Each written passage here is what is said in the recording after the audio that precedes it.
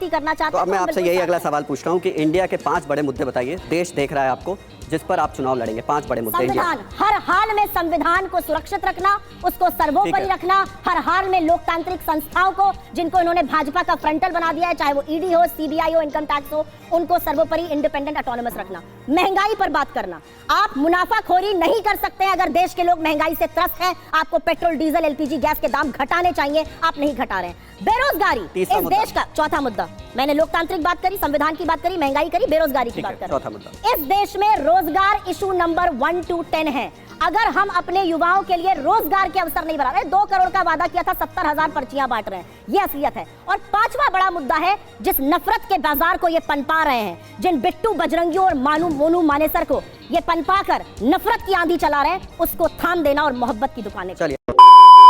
सुप्रिया सिन्हैत ने आज गोदी मीडिया के राहुल सिन्हा को तगड़ा जवाब दिया है। इतनी बेहतरीन अंदाज में उन्होंने पत्रकार की बोलती बंद की है कि पत्रकार उनसे कुछ सवाल ही नहीं कर सके। उन्होंने इतनी बेबाकी से इस तरीके के सवाल उठाए हैं और यहाँ तक कहा कि 2014 से पहले जब यही संस्था हमारे खिलाफ कुछ लाती थी तो यही मीडिया पन्ने फेंक कर चीख कर सवाल करती थी, लेकिन आज सारी मीडिया खामोश है। सरकार से सवाल करने का ताकत ही नहीं है मीडिया के पास। ऐसा लगता है कि बीजेपी से सवाल करना हमारे यहाँ की मीडिया ने छोड़ दिया है। सही मायनों में जो पूछना चाहिए सत्ता से, उस तरीके के सवाल नहीं पूछे जाते।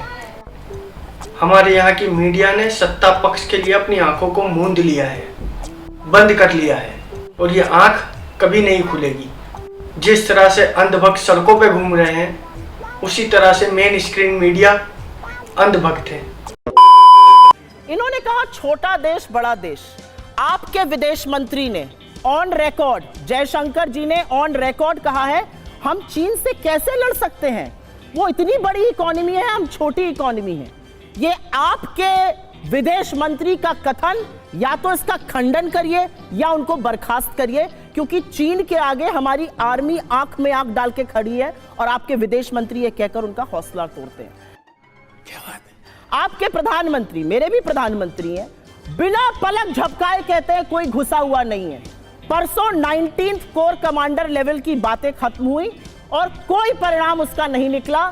3.5 साल बाद भी गलवान की शहादत के हम स्टेटस को यथावत स्थिति अप्रैल 2020 की नहीं बना पाए हैं, क्योंकि प्रधानमंत्री ने इस देश से झूठ बोला था और कोर कमांडर की मीटिंग में चीन ये बात लगातार कहता है कि आपके प्रधानमंत्री ने कहा कोई घुसा हुआ नहीं है, जबकि असलियत यह कि अपने पेट्रोलिंग पॉइंट्स को आपने बफर जोन बना लिया। आप कहते कहते बड़ी सारी बातें कह गए। आई एम सॉरी बाबू।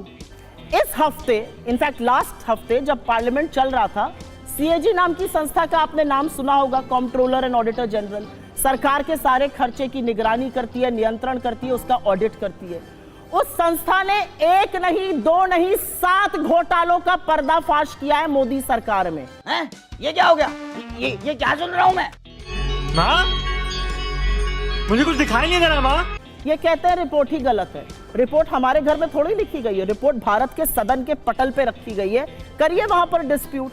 घोटाला है भारतमाला प्रोजेक्ट में। द्वारका का एक्सप्रेसवे, ये सुनिएगा, बड़ी इंटरेस्टिंग बात है। द्वारका का एक्सप्रेसवे बन रहा था, 18 करोड़ प्रति किलोमीटर पे बनना था। बना कितने पे आपको पता है? 250 करोड़ प्रति किलोमीटर पे। एक मिनट, आप बातें बता रही हैं, वो 2 सब आ किलोमीटर में मंगलयान पहुंच गया, उतने में हमने 2 किलो। एक मिनट रुक जाइए, कुछ आ चुका है। इतना ओवर एक्टिंग नहीं करने का। जोर जोर से बोल के लोगों को स्कीमें बता दे। सबको पता है। अरे उन लोगों को भी पता करने सबको पता है। देश की जनता जागरूक है, देश की जनता जागरूक है। पर आप मेरा सवाल का जवाब नहीं दे रहे। मुझे दिक्कत इतनी है कि आप मेरे सवाल 3 बार मैंने पूछा, आप मेरे सवाल पे नहीं आ रही। हम 2 ही लोग हैं, सवाल पर आ तो जाइए भाई। जिस सीएजी का नाम सुन के 2014 के पहले मिर्गी के दौरे आने लगते थे टेलीविजन एंकर्स को, पेपर फेंक के शोज होते थे, आज उस पर चर्चा ही नहीं हो रही है। सुई पटक सन्नाटा है। बिल्कुल मर्यादा रखिए, थोड़ी मर्यादा रखिए। बात तो सही है। बताइए तो सही कि जितने में मंगलयान पहुंच गया उतने में 2 किलोमीटर सड़क आपने बनाई। आपका जवाब ले लेंगे। टिकट लगाइए उस सड़क पर। बिल्कुल आपके सवाल का जवाब ले लूंगा। आपने मुझसे मेरे गठबंधन के बारे में पूछा और वो सवाल जरूरी है। मुझे ऐसा लगता है कि हम एक थान के कटे लोग नहीं हैं। हमारे आपसी मतभेद जरूर हो सकते हैं, लेकिन हमारा एक विजन है और वो विजन क्या है कि हम सब इस देश के संविधान में यकीन रखते हैं और उसी से एक प्रश्न निकलता है। हमारा मानना है कि संविधान हर हाल में सर्वोपरि है।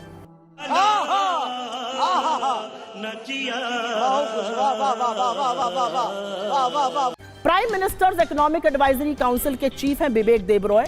उन्होंने एक लेख लिखा 15 अगस्त को और कहा 77वें स्वाधीनता दिवस पर कि भारत के संविधान को बदल देना चाहिए।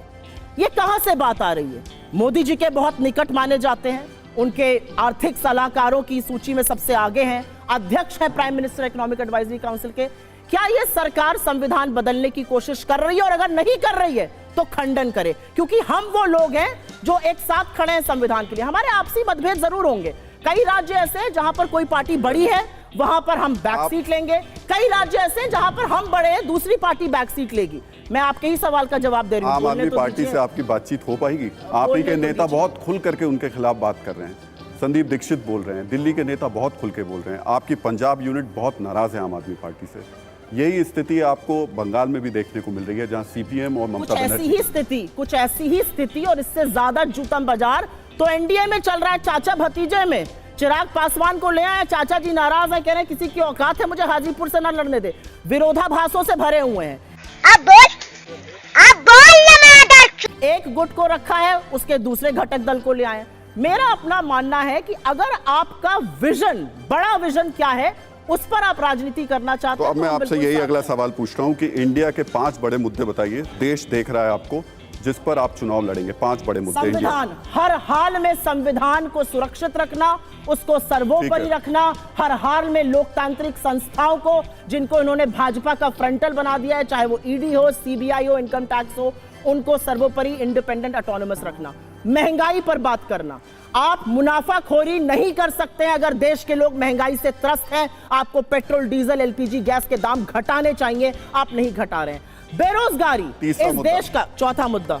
मैंने लोकतांत्रिक बात करी, संविधान की बात करी, महंगाई करी, बेरोजगारी की बात करी। चौथा मुद्दा, इस देश में रोजगार इशू नंबर 1 to 10 है।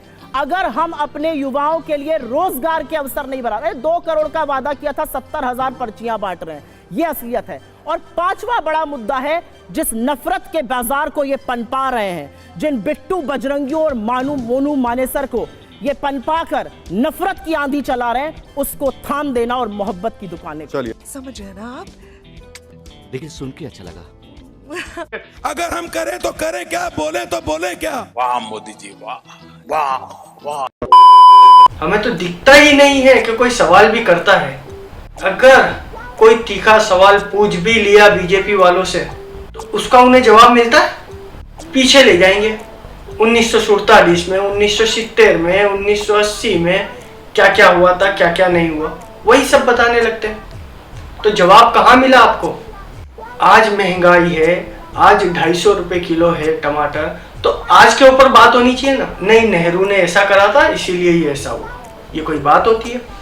9 साल से आप सत्ता चला रहे हो तो सारी चीज के जवाबदेही आप पे है, ना कि पिछली सरकारों पर।